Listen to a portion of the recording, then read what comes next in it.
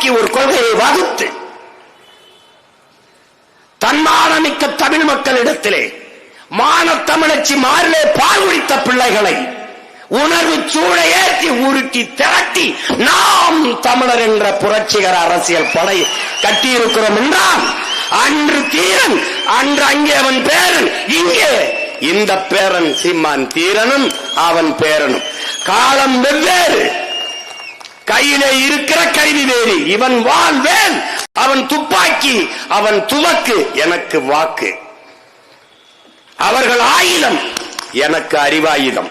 அவர்களுக்கு கருவி, எனக்கு கருத்தியல் புரட்சி.